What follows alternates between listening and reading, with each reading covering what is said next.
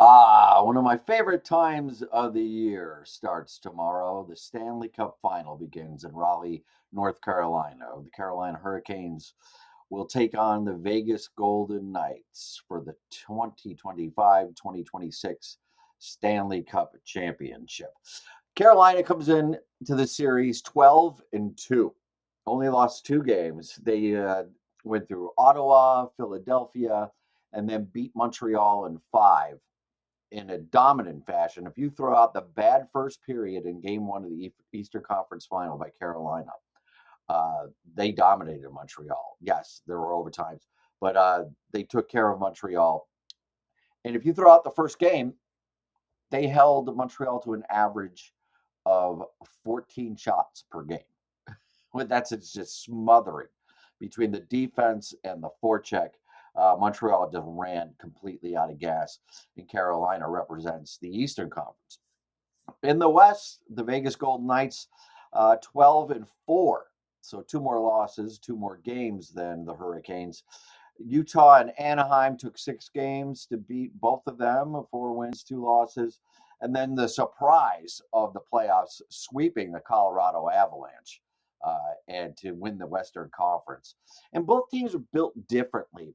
And in the sense of the coaching style and the organizational structure, this is Rob Brindamore's 8th season. This was his 4th Eastern Conference final, where he finally broke through to the Stanley Cup final. And it's the club, a lot of players that have grown up and have only known Rob Brindamore as their coach. So this has been the logical progression that they would finally break through into the final. Vegas, on the other hand, well, Vegas doesn't do anything traditionally, that's for sure. And they are kind of the bad boys of the NHL. Given, and it all started with the expansion draft back in 2017. Now, it's not their fault the rules were so liberal that they could pick and choose, but these were everybody else's cast-offs due to contract age, lack of fulfilling organizational projections and performance. So you can't fault them. They make the final in their first year. This is their 3rd Stanley Cup final in 9 years. Any team would take that level of success. And they did it. They did it in true Vegas fashion. While they were going to make the playoffs in late March, they Kelly McCrimmon did not like what he saw, the Vegas general manager, out of the team. And he assessed that we're going to be one and done in the playoffs unless we shake this up. So in comes the old favorite, John Tortorella, one of my favorite personalities and coaches in the league, who has a Stanley Cup championship in 2004 with the Tampa Bay Lightning. He comes in, and as opposed to Brindamore laying the bricks in the foundation that is built up to this moment, Tortorella came in and just turned the mindset around, and they all bought in. And it's the tale of two different kinds of organizations. Carolina, has gotten here. When you first think about the Hurricanes, you think about the smothering forecheck that forces defenses into mistakes. I mean, I saw Lane Hudson, one of the best young defensemen in the league, make mistakes that I've never seen him make before. And he's not, he shouldn't feel so bad because he's not the only one. That kind of pressure, you put the same kind of pressure on somebody 10 times, 3 times they're going to make a mistake. And that's all Carolina needs because they're so incredible at puck possession and they're so adept at finding the right shot that mistakes lead to goals in your net. And Carolina is as opportunistic as they come. Defensively, Jacob Slavin, one of the best in the league, and Keandre Miller has found that next level of eliteness that I don't think even the Hurricanes knew he had this postseason. He's been great. In that, Freddie Anderson. What can you say about the old warhorse, Freddie? He's been, always ripped apart in the playoffs for giving up soft goals, especially during his tenure with the Toronto Maple Leafs, and some with the Hurricanes, but he's just been titanium solid with 1.41 goals against, good for first in the playoffs, and a .931 save percentage. So really stellar numbers from the veteran. Vegas' side, when you take a quick look, Jack Eichel has matured into a world-class two-way player. He's doing it all. He's doing it 5-on-5. He's blocking shots, power play, penalty kill, throwing out hits. I mean, he has turned into the player scouts envisioned, hoped to see down the road. And now it's come to fruition in the last few years, and especially in these playoffs, he has been just world class. Joined by another wayward one in Mitch Marner, who decided to get out of Toronto uh, and come to Vegas. And Toronto did want to keep him, but Mitch wanted out, and he is now playing the best hockey of his career because, like Eichel, psychologically, and this happened to Eichel when he first got to Vegas and then wound up winning a cup with them, he doesn't have to be the man. The pressure's off. He can just go out there and play hockey. And he has responded. He's got 21 points. And if he maintains this level of offensive production, and Vegas wins the series to the absolute horror and terror and chagrin of Maple Leafs fans, he's going to win the Conn Smythe because he's been that good and that effective. Defensively, the Golden Knights are very good at taking the interior of the slot away from teams, and not just taking the shot away, but by body positioning them, keep them out of high chance opportunities. They are also vicious, like a pack of wolves around the goal crease. Because if you get one shot on Carter Hart, chances are you're probably not going to get another because they will move you out of the way uh, like it's free. And they're not afraid to use the sticks as well. And they have very active sticks in the defensive zone. And so does Carolina for that matter. Carter Hart, solid redemption story. Went through that whole trial up in Canada, acquitted of everything. 2.22 goals against, good for third, and a very nice .924 save percentage. You look at the Canes, when you look offensively, it starts really with Taylor Hall, when at 34 is playing his best hockey as well. 16 points, 14 of those points even strength, throwing an overtime goal to boot, playing with the youngsters of Logan Stankoven and Jason Blake. And Logan Stankoven's been just an excellent playoff performer so far, and Jason Blake as well. So they have gotten the an incredible amount out of a 34-year-old guy who has kind of bounced around. And Taylor Hall was always thought, former Sabre, but didn't do much here. Always thought of as he could be top end talent, and it's taken him to this point. But let's be honest, he's there now. The way he's playing in this postseason, he's playing beyond what the Taylor Hall ceiling was thought of. You saw glimpses throughout his career, but he's really put it all together in these playoffs and taking the body as well for a 34-year-old goal scorer playmaker. That shows you how committed he is, and that really shows you the effect of Rob Brindamore. Once he got him under the fold and told him this is the way, and led by example of how we do things, and watched his teammates, I think that rubbed off on Taylor Hall in a massive way, and a huge payoff uh, for the Carolina Hurricanes. And an effective fourth line. In the fourth line matchup, I would give this the edge to Carolina with Will Carrier, Mark Jankowski, and former short-time Sabre Eric Robertson.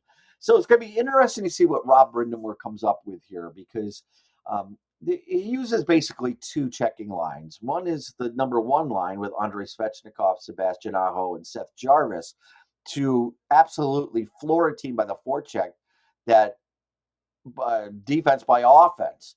Now, that top line played better against Montreal. They did not have a good series against Ottawa. They did not have a good series against Philadelphia. They woke up a little bit against Montreal, but they're going to have to be key to for Carolina to win this series. So, what does Brindamore do? Does he match up the Aho line against the Eichel line, and then takes his checking line and Nick Ehlers, Jordan Stahl, and Jordan Martinook to go against the Marner line? I'm not sure what he's going to do. If he's going to just roll his lines, if he's going to go matchup centric. These are thoughts that he's going to have, because when you look at the Vegas side on their lines, I mean, you got Jack Eichel, Ivan Barbashev, and Pavel Dorofeyev. He has just been, that line has been a terror, and they do everything well. They hit, they score, they are playmakers. They're very smart with the puck. And the offensive end is finding the open guy, and they're very responsible defensively. And that's something you could never say about Jack Eichel in Buffalo. Maybe towards the very, very end of his career, but in Buffalo. But he has blossomed into a world-class two-way player. And Barbashev is physical. Dorofeyev is excellent skill guy. And it's a really nice mix on that line. And then you got to deal with the second line of uh, Vegas. Brent Howden is having a postseason of his life, and this is what you always find in teams that make the final. There's always a guy on either roster that has played his best and a little bit more than you expected. He's on the wing. Wild Bill Carlson, which was huge. Him coming back from injury is in center, and Mitch Marner over on the wing. And Marner's just, like I said, this has got to be such a relief to come to a place where he's not part of the core four in Montreal. I'm sorry, in Toronto, and he could just be another player. And boy, as he just blossomed out in the desert, he's been great. So, what does Brind'Amour do as far as matching up that line? Third line for the Knights, and it's a good one too. Yeah, Tomas Hertl, Colton Sisson, and Mark Stone. The long-term injury, Mark Stone. And the reason why people hate Vegas because they game the system. But hey, if you ain't treating, you ain't trying. That's the Golden Knights philosophy. That's a hell of a third line too. Uh, and then you have the fourth line: Cole Smith, Nick Dowd, and Keegan Colasar. I like Colasar a lot, very physical player. But I would give the edge to there. The fourth line's over to the Carolina Hurricanes. But I mentioned the relentless forecheck of the Carolina Hurricanes, and it gave Montreal such a problem and basically wore them down and ground them to the ice. Now, I know Montreal went through 2 7-game series. They went 7 games against Tampa in a tough series. They had to go to overtime against the Buffalo in a tough series. And, they just basically ran out of gas. But I think Marty St. Louis got a bit out coached here because there was no changes whatsoever throughout the lineup. No Jack Guy, no Gallagher, nobody, something to just change it up. And Jakub Dovish really kept that series, kept these scores from getting way out of hand, which they eventually did. But with that forecheck is countered by Vegas. And one thing John Tortorella has done since becoming coach a couple months ago on March 29th is they're playing more north-south hockey. And when you think of north-south hockey, you think of offensive opportunities. And yes, that is a lot of what Vegas lives off of offensively is north-south. But it's also a benefit defensively. And they gave Colorado absolute fits because of their north-south positioning. And what Colorado ran into is what they love to do, their first pass uh, that stretches the ice was gone, taken away by Vegas. And Colorado was relegated to short passes to kind of piece it up the ice, and every short pass was either contested or started to go back the other way. So Vegas cut down on the breakout of Colorado, and that's something that Carolina lives on is the breakout. Maybe not as much as the Avalanche, but that kind of positioning and that kind of north-south mentality, it starts in their own end. It doesn't just start at center ice when the puck gets turned over. It starts in their own end, and the way that this Vegas defense has adopted that as well um, is something that gave Utah, Anaheim, and especially Colorado a lot of trouble because it's hard to score when you don't have the puck in the other team's end.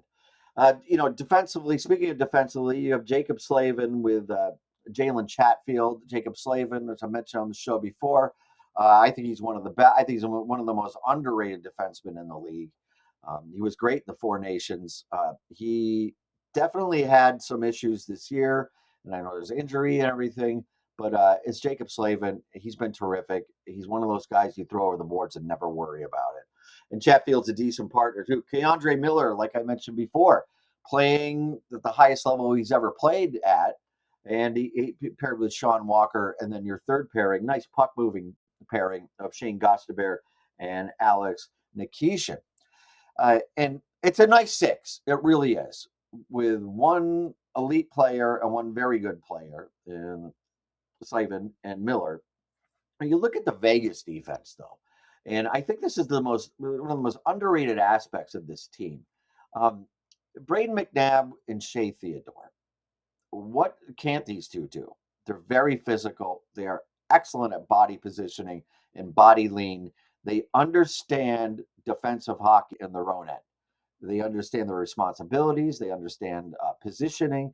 They understand which hip to lead with, which hip to cover when the team's coming in over the line. Just an excellent number one pairing. Hey, Noah Hannafin and Rasmus Anderson. Now, Noah Hannafin, do I need to say more about how good he is? Rasmus Anderson comes over from Calgary and really, really struggled till later in the season and has really picked it up here in the playoffs. So those two, and then your third pairing, Dylan Coughlin, which I mentioned a couple episodes ago about bouncing around in and out of the Vegas organization, actually played in Carolina.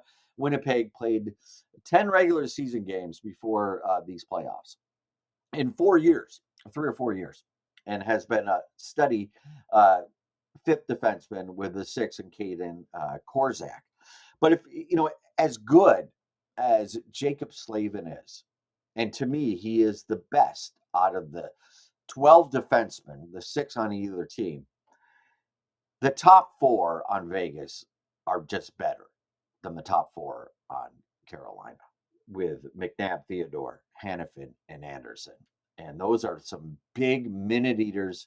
They play in all situations. And I think that is where Vegas definitely has an edge. Let's see, two differences here are going to decide this series. Well, let's make it three. One minor difference would be between Freddie Anderson and Carter Hart, who gives up the easy goal in a critical moment. But that can happen to any goaltender. So two main differences here, I would say. One is the special teams, and in particular, the power plays. Now, Carolina had almost a 25% clip the power play was running at during the regular season. That has dipped down to about 12.5% in the postseason. The ice gets tighter in the postseason. We all know that. Vegas has been running about 25% in this postseason. And really interesting philosophy by John Tortorella here. And the reason why is usually the first unit scores, because he goes 5 forwards, power play 1, 3 forwards, 2D, and power play 2. So the Vegas power, the first power play is Mark Stone, Eichel, Dorofeyev, Hurdle, Marner. 5 forwards. There's a lot of talent there. And the second power play unit of Barbashev, Carlson, Brett Howden, Rasmus Anderson, and Shea Theodore, the 2 defensemen. So you see what Torts is doing here is we're loading up the score in the first minute 20 of this power play. And I think that is going to be a huge difference, because power plays, you're going to have to hold them like gold in a series that is so even. And it really is even. It's two kind of different styles, but when you put them together, I think it's as even as it really could get. It's going to be a great final. And the second reason that I'm making the pick I am is 2 players, Jack Eichel, Mitch Marner. Apologies to Sebastian Aho, and apologies to the rest of the Carolina Hurricanes and Svechnikov and Jarvis and Taylor Hall. These are the 2 top end players in the series, and Jack Eichel and Mitch Marner. And you have Jack Eichel, who has now made the complete journey to a total player. And now you have Mitch Marner, who has been freed up to be himself and freed up of all the baggage and freed up of all the pressures of Ontario being at the core four and all the playoff failure. It's all behind him. And all he has to do now is play hockey. And play hockey he has been doing in a fabulous, fantastic way. Uh, the Vegas power play, Eichel and Marner. Vegas will win the series in 6 games.